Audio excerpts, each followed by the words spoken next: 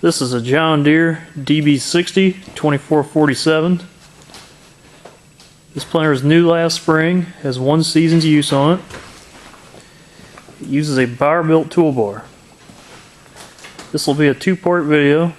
The first part I'll be walking around the toolbar discussing features and options, likes and dislikes. Second part I'll be discussing the row units. We start here at the hitch. As you notice, Bower uses a drawbar attached hitch. In field operations, this hitch lays flat.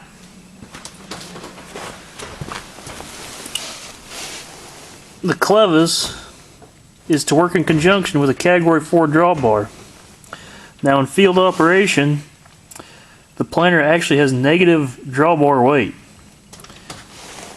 The clevis is not thick enough to work with the Category 4 drawbar. Therefore, I was required to make this shim to keep it from slacking and banging.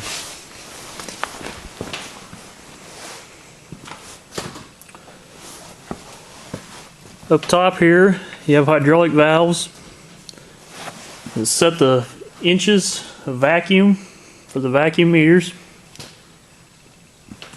These are hard to set and very, very touchy. Here you'll notice electrical hookups and hydraulic hookups. Here we have the control box that folds, unfolds the frame. This would also be your point row clutches unless you have row command. Here we have the CAN bus hookup. This is a Seedstar 2 monitoring system. This is a nice system. I like the Seedstar 2. You got 1 wiring harness here. Hooks right up to the tractor. There's no wires in the cab. It's a nice, clean, easy to hook up system. On the right side of the hitch, you'll notice an air compressor. This air compressor is to charge the pneumatic down pressuring system. This air compressor is drastically undersized. Most times you require an air pig or an external air compressor to put the initial charge into the airbags. That compressor will overheat before they ever get full.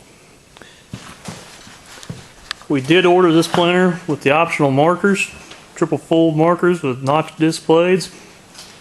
As you may notice, the markers stick out quite a bit past the end of the row units. It's about 35 inches from the end row unit to the edge of the marker. This makes it difficult to plant around terraces and fence rows. And you may notice the marker is not breakaway.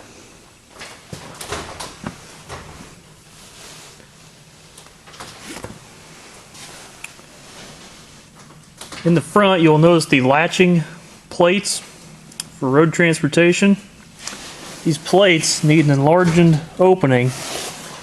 In side hills, this planter is very hard to fold.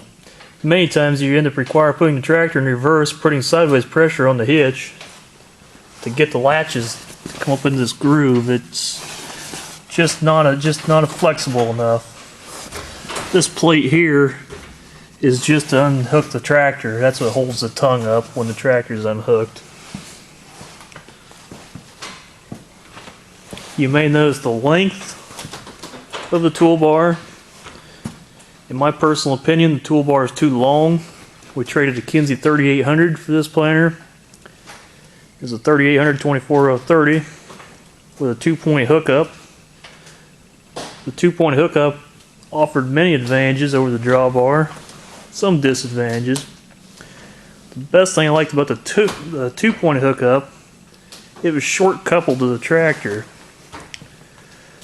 The Kinsey would turn in 24 end rows. This John Deere, it takes about 72 feet. You cannot turn in one swath. It's not very handy in the hills. Now we'll go to the back. You may notice the 455 truck tire option. Standard tires in this planter are 16.5, 16.1s, but if you look at weight ratings, They're drastically overloaded with a planter this large on the standard tires. Attached to the toolbar is the CCS seed delivery system. It's twin 50 bushel hoppers. I like the CCS. It's easy to use, fast to fill, easy to clean out.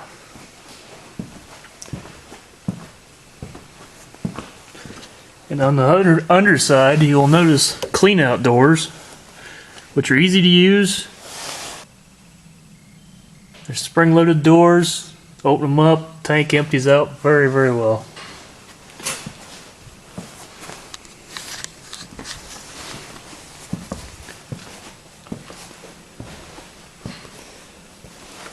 Rear platform and ladder is well done. My only complaint is in transportation mode. The ladder is several feet off the floor. To fill this planter, you really need to unfold it and have it in the field operation mode to get the ladder close enough to the ground. I personally think they need an extendable ladder. Here's a switch for the optional fill lights. I do like the fill lights, very handy at night. It is a triple section toolbar.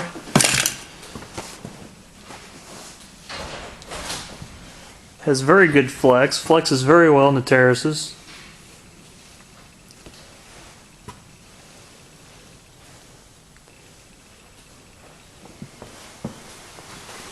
Under here you'll notice the lift cylinders. Actually, the lift cylinders are two back-to-back welded cylinders. The first stage, as seen here, would be your field operations stage. That's the section that lifts when you're running it in the field normally. There's an additional section on the top cylinder that would lift for road transportation, which gives you about 2 feet more clearance. Makes it easy to get in and out of driveways.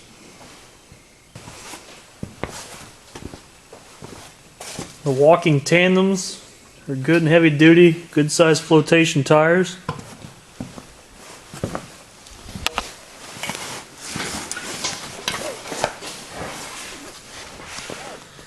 One thing you will notice, the walking tandems come close to the interplant row units. My complaint there is we like to run the residue wheels for when we plant corn and coulters when we plant beans. The tandem being that close to the row unit will not accommodate a residue wheel coulter combination. You have to take the time to put the coulter on, take the coulter off. It's time consuming. It needs to be spaced out. Bauer does a lot of attention to detail. The welds are well done, they're smooth. All the iron is laser cut. Nice looking toolbar, very nice paint. Real professional.